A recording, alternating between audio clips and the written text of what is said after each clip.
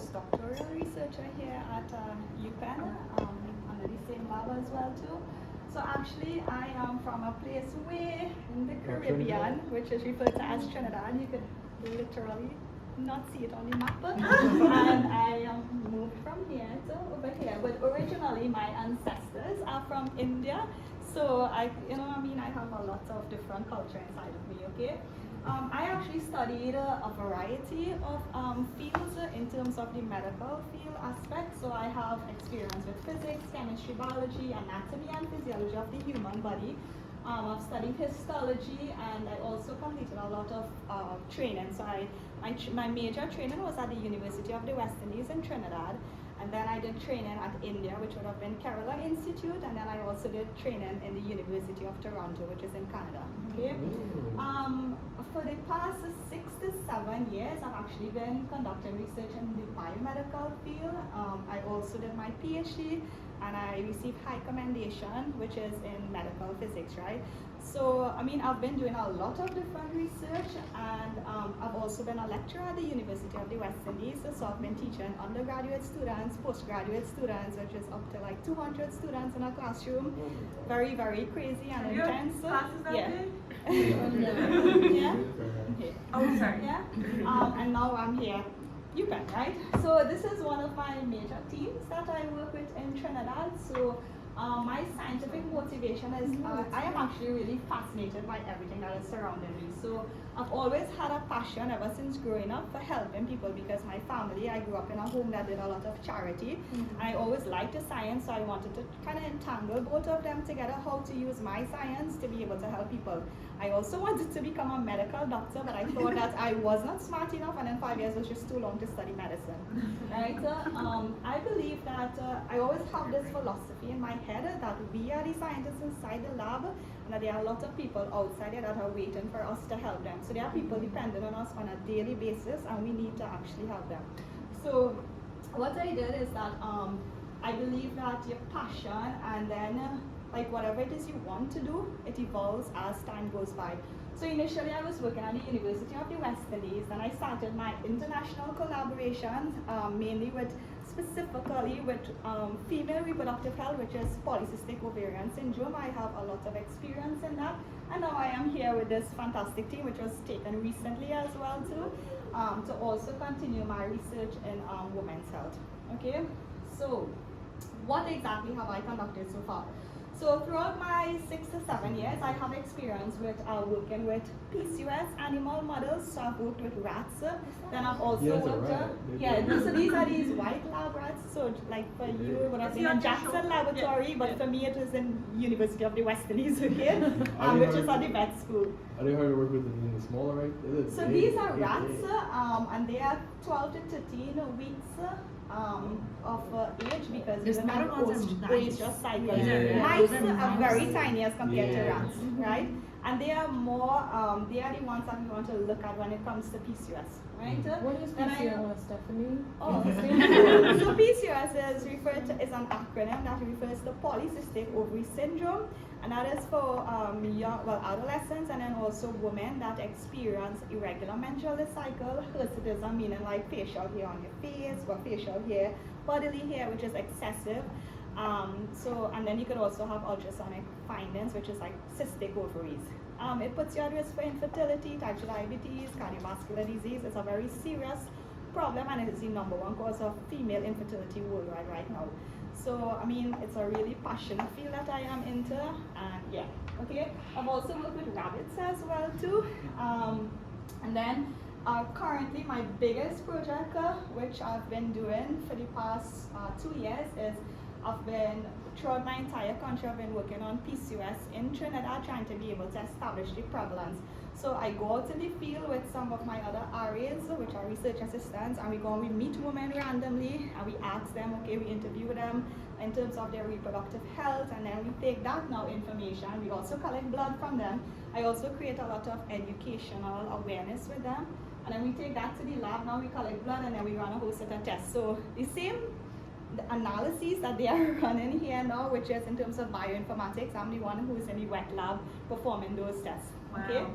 Yeah. Thank you. Sure. And then now I've been introduced to that other aspect. So I would say that I've started off from like from the ground field, where it is you actually interact with patients, then you collect that data, then you take that data, you analyze it, and now I'm actually going to see what associations that are there. So this is my first time in bioinformatics. I have literally no coding experience, so I've been dependent on Lana and Tess and then everyone else in between, okay? And she So has the passion, and yes, she's doing it. and with Lana, I close my eyes and I just walk blindly because I am so dependent on her. So she can throw me in a pitfall and I'll just still follow her, right? Okay, go ahead. Yeah. So the outcome from my research, what I would say is that many people wonder why it is we do research. It's been very, very beneficial, one, to your community. So I've been able to receive a lot of grants because of my research, both internationally and locally. I experienced a lot of training. So this is like in India, this is in Toronto. I've made a lot of news in Trinidad. This is just one article. I've presented at a lot of conferences. Then I've also received a lot of awards for my research as well too. With my latest research recently being here, where I received this year in February, for they honored me for the community research that I was doing in PCS, right? Also here, so I just placed the link for my Google Scholar as well. So I've published probably more than 16 or 17 papers, at least 7 or 8 as first authorship, and also have a monograph as well too, right? You can also check me on ResearchGate, on Instagram, on Facebook, yeah, I'm everywhere. I'm a resident photographer too. Yeah. So with regards to my academic pursuit, right now, as I said, all the time I was working in a wet lab, so now I'd like to experience dry lab and understand genomic medicine. So you all know that genomic medicine has revolutionized the healthcare, right? Because now we're able to use this information to help improve treatment plans in whatever is out there, right?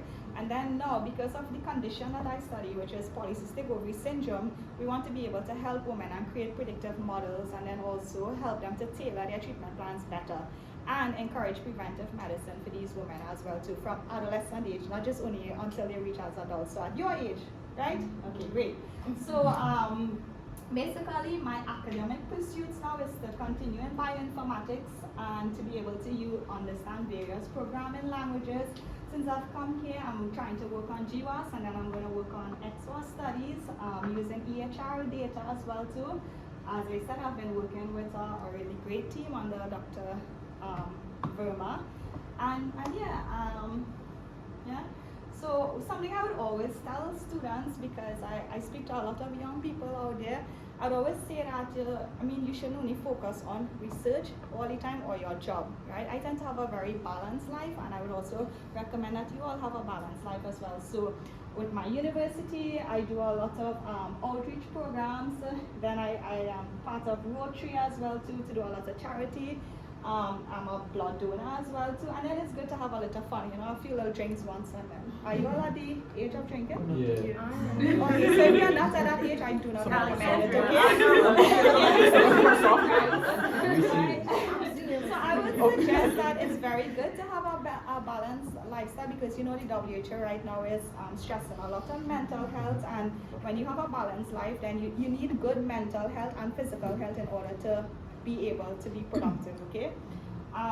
So my advice basically to you all is that if you all are here in bioinformatics, right? So some of you all want to go into medicine, some of you all might want to do research. There are so many different fields in which you can go, but what I would like to say is that first of all, you all are still young.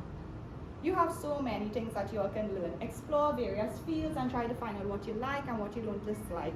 It doesn't need to be linear, as you all can see how some of us was here, right?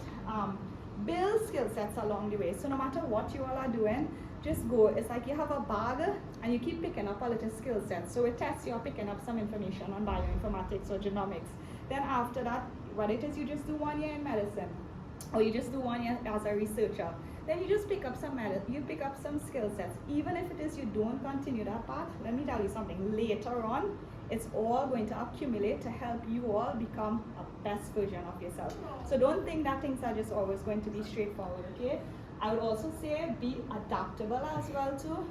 adaptability is something that a lot of young people, you all will be like, oh God, if it's not working, oh God, I can't do it. No, don't, right? Because that is what puts pressure upon you. You don't want your cortisol levels going up higher. That's your stress levels. Don't do that. Right. And then choose a field after that excites you. That something that, you know, when you wake up in the morning, you want to do that. You just want to, like, yeah, I don't care how much money I'm being paid to do that. You are excited to do that, because if you choose a field that you're passionate about, you're going to become the best in that field. And then just maintain a balanced life. Yeah? So thank you.